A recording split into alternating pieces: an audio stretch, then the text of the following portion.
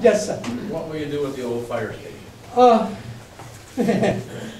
Probably move some more city departments over into it. I think the likely candidate pool ultimately will be our technical services and engineering folks as time goes on, particularly if and when we see the economy really turn around, which it will, of course. I'm just not sure if it's going to ever reach those stellar heights again that we've experienced the last couple of years.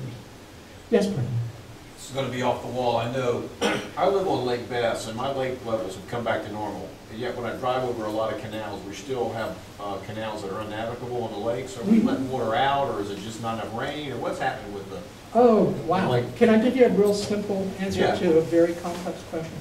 It's all about the ditching and the canal work that was done back at the turn of the century, meaning early 1900s. And what really happened, all of those lakes were as much as 5 feet higher than they are today. And what we did from an engineering point of view in this area is no different than the Everglades, Lake Okeechobee, the Kissimmee River Basin. By the ditching and the... Sorry, Ken. Sorry, Paul. Sorry, Steve. Steve's. But the engineering solution to drainage is kind of the culprit, and as we know from us, basically all the water ultimately ends up in the Gulf of Mexico.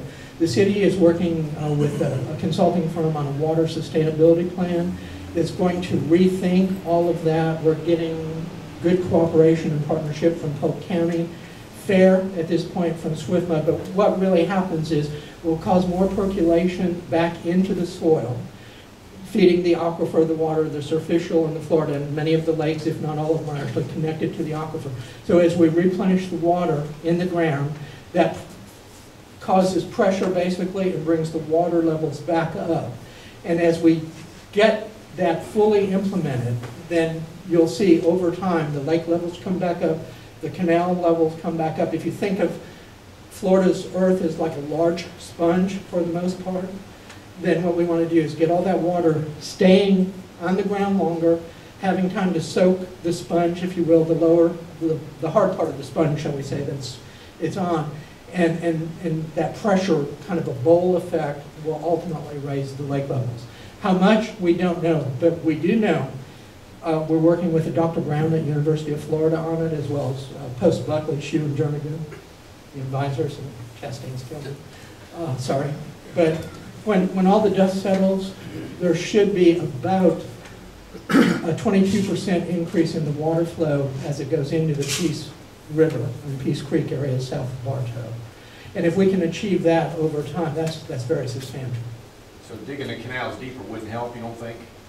I mean, it's just frustrating not being able to get them around the chain, you know?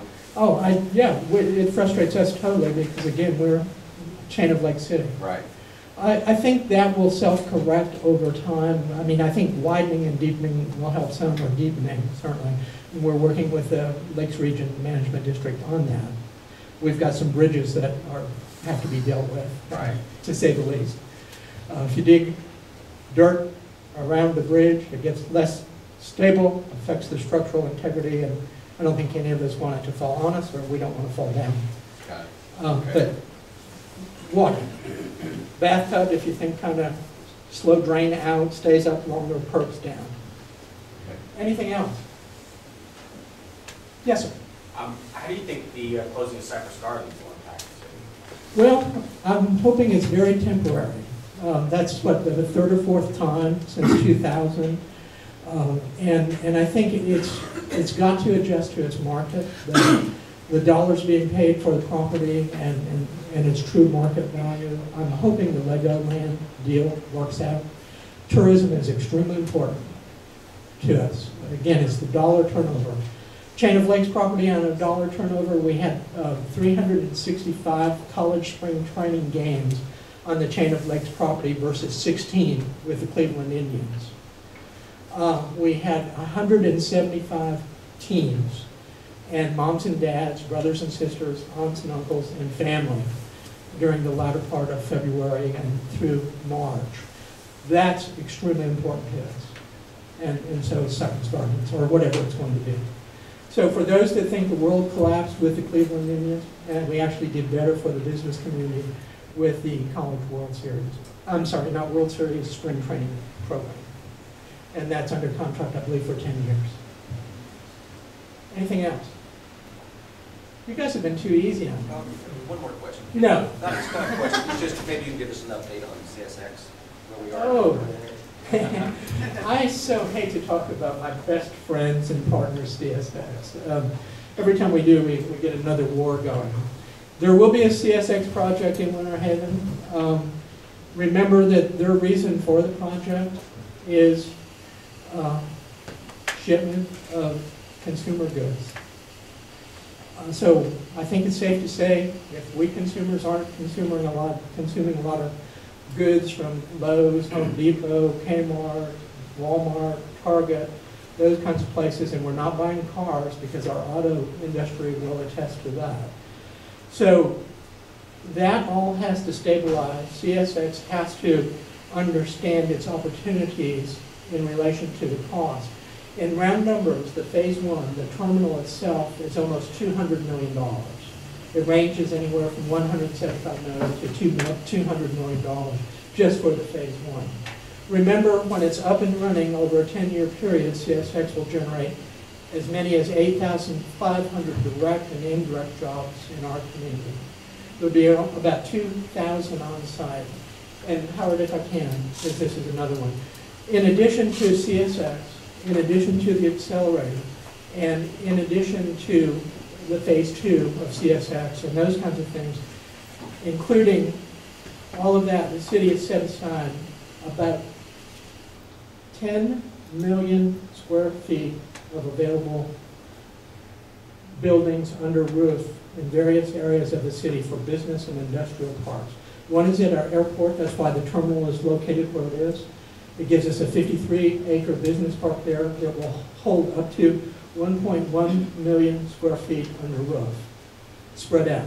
The property you heard me refer to with Cindy over along Dundee, 65 acres, 1.5 million square feet, comp plan and zone. Stokes property, south of 60, south of the CSX project, around 550 acres, 7 million square feet under roof potential, business, office, industrial, manufacturing, in addition to the 5 million square feet that's projected to be associated with CSX. So from a long-term planning point of view, we have set the stage with infrastructure and our investment of public funds and revenues to ultimately have roughly triple the overall impact of CSX in the community in various areas of the city. And that's part of what never came out on the airport terminal project, as an example. That sits right in the center. On each side of it is where the business park would go. And that's all in the works. Yeah. Enough? Yeah. Any more questions from the audience? I need about 3 hours. Okay. Well, I want to thank David for standing up here and taking this like that.